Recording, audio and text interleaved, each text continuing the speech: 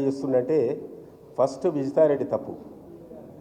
ఆయన ఎక్కడో ఉన్నోని తీసుకొచ్చి కేసీఆర్ దగ్గర తీసుకుపోయి టీఆర్ఎస్ పార్టీలో కలిపింది.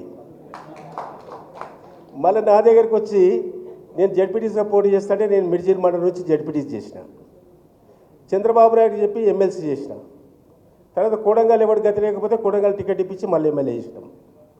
తర్వాత ఎంపీ అయ్యింది. ఇప్పుడు అదృష్టం కొద్దీ మన కలవకుర్తి నుంచో అచ్చంపేట నుంచో ఆ మధ్యన కొండారెడ్డిపల్లి ఉంది, షాయిరెడ్డి కూడా చచ్చిపోయాడు, సూసైడ్ చేసుకున్నాడు.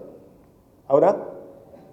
అంటే అలాంటి వ్యక్తి కలవకుర్తి బిడ్డ అని చెప్పుకోవడానికి సిగ్గుచేటనే విషయాన్ని ఈ సందర్భంగా తెలియజేస్తా ఉన్నాం.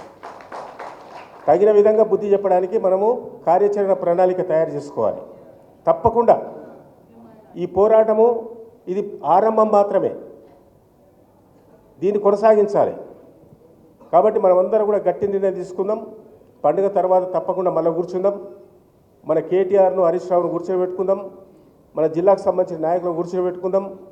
ముఖ్యమైన నాయకులు మీరందరూ రండి, కూర్చొని మొత్తం కూడా ఈ RRRకి సంబంధించినటువంటి ఏ జిల్లా ఉందో రైతాంగాన్ని మొత్తం కూడా పెద్ద ఎత్తున హైదరాబాదులో రేవంత్ రెడ్డికి దిమ్మ తిరిగే విధంగా మనం పెద్ద ఎత్తున కార్యక్రమం చేపట్టి ప్రభుత్వం రైతుల కాళ్ళ దగ్గరకు వచ్చేట్టు చేయవలసిన బాధ్యత ఉందనే విషయాన్ని ఈ సందర్భంగా తెలియజేసుకుంటూ, ఇప్పుడు మన తలకొండపల్లి ఎక్స్ఎంపీపీ సోదరిమణి నిర్మల.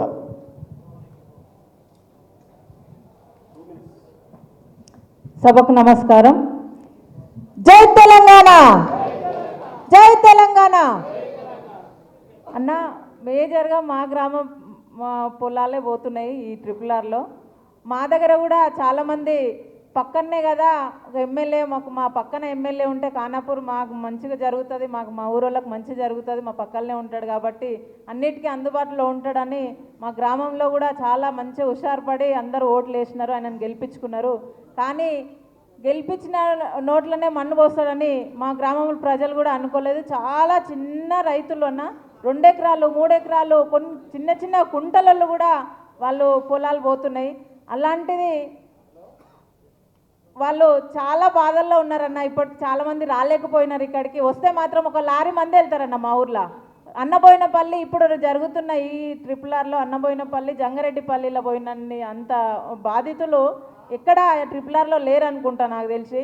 ఒక్కొక్కరు ఊర్లలోకి వస్తే నిజంగా వాళ్ళకు ఎలక్షన్లప్పుడు ఎంత విలువ ఇచ్చినారో ఇప్పుడు అంతకంటే దారుణంగా వాళ్ళకు కూడా మంచి మర్యాదలు చేసి తోలుతారన్న. అందుకని ఎవరు ఇప్పుడు ఎమ్మెల్యే గారి దగ్గరికి వెళ్ళినారు మా గ్రామ ప్రజలు కూడా. ఎమ్మెల్యే గారి దగ్గర వెళ్ళినప్పుడు నాకు నిజంగా తెలియదు అన్నప్పుడు వాళ్ళ పక్షాన ఉండి కొట్లాడాల్సింది. కొట్లాడితే వాళ్ళకి అరే నా ప్రజలన్నా నాకు ఓటేసి గెలిపించినారు, నన్ను ఇంత మెజార్టీతో గెలిపించినారు కాబట్టి నేను వాళ్ళ పక్షాన ఉన్నా అనేది వాళ్ళకి నువ్వు డబ్బులు ఇస్తామని నేను పేపర్లు వేయించుకొని డబ్బులు అడగనీకి పోయినా, లేకపోతే రైతులకి మంచి చేయనీకి పోయినా, నేను డబ్బులు ఎంత ఇప్పియని. కానీ రైతులకు డబ్బులు ఇస్తే ఏం చేస్తారన్న? 2 రోజులలో ఖర్చు చేస్తారు. టీవీలు కొంటారు, ఫ్రిడ్జ్లు కొంటారు, బంగారాలు కొంటారు, అన్ని ఖర్చులు అయిపోతాయి.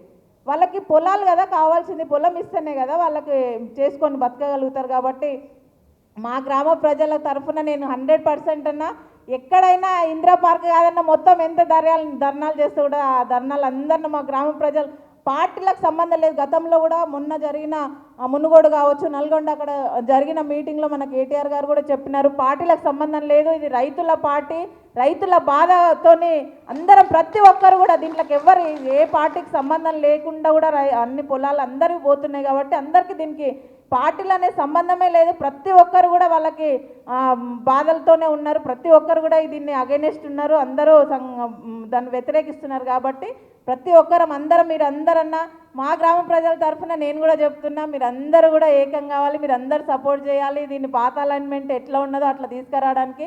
మాకు డబ్బులు వద్దు, మేము ఎవరైనా డబ్బులు అడుగుతలేము, మేము అభివృద్ధి కూడా మేము కూడా కోరుకుంటున్నాం. కాబట్టి పాత అలైన్మెంట్ కేసీఆర్ గారు ఎప్పుడైతే రైతుల పక్షాన్ని నిలబడైన పాత అలైన్మెంట్ ఆ రైతులకు తక్కువ అన్యాయం జరిగేటట్లు ఉన్నారో అదే పాత అలైన్మెంట్ మాకు కూడా కావాలని మేము ఈ సందర్భంగా తెలియజేస్తున్నామన్నా. Thank you.